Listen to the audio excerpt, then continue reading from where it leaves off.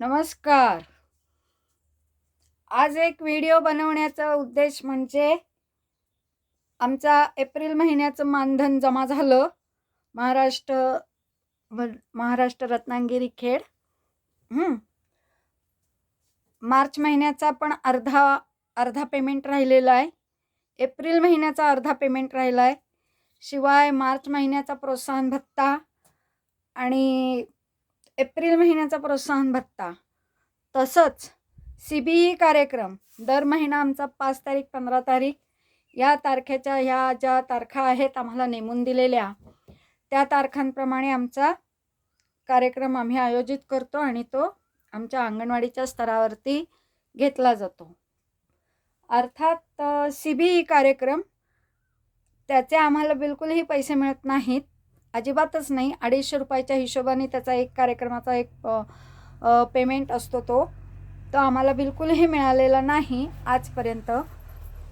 का कुणास ठाऊक, कशासाठी हे काही ठाऊक नाही आहे. पण आम्ही आमच्या स्तरावरती हे कार्यक्रम घेतो, आयोजित करतो. आमचे पालकवर्ग आले नाही तरीसुद्धा त्यांच्या त्याच ठिकाणावरती जाऊनसुद्धा आम्ही हे कार्यक्रम घेतो. शिवाय आजपर्यंत आम्ही भरपूर कष्ट केलेत, पण आमच्या त्या कष्टाला म्हणावं तसं यश नाही आहे. त्या कष्टाला म्हणावं तसं यश नाही.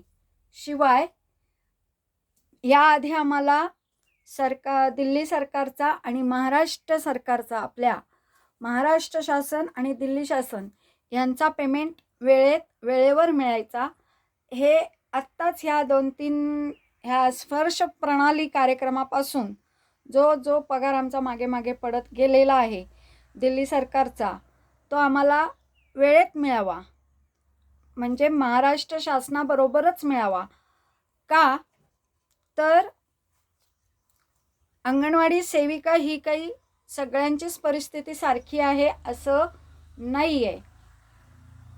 प्रत्येक ठिकाणी प्रत्येक चढउतार हा असतो परिस्थितीचा.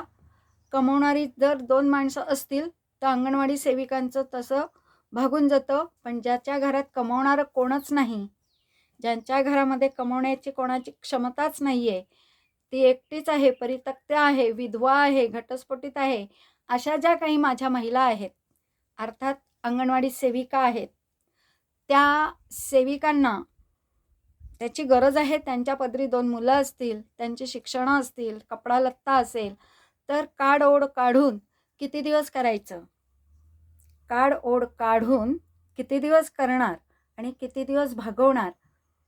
तर आम्हाला महाराष्ट्र शासनाचा जो आपला पेमेंट आहे त्याबरोबरच दिल्ली सरकारचा सुद्धा स्पर्श प्रणालीपासून जी सुरुवात झालेली होती त्या लाईनमध्येच सगळी गाडी विस्कळीत झालेली आहे. तर ती गाडी विस्कळीत न होता सुरळीत चालावी हीच आमची विनंती आहे. जय हिंद, जय महाराष्ट्र.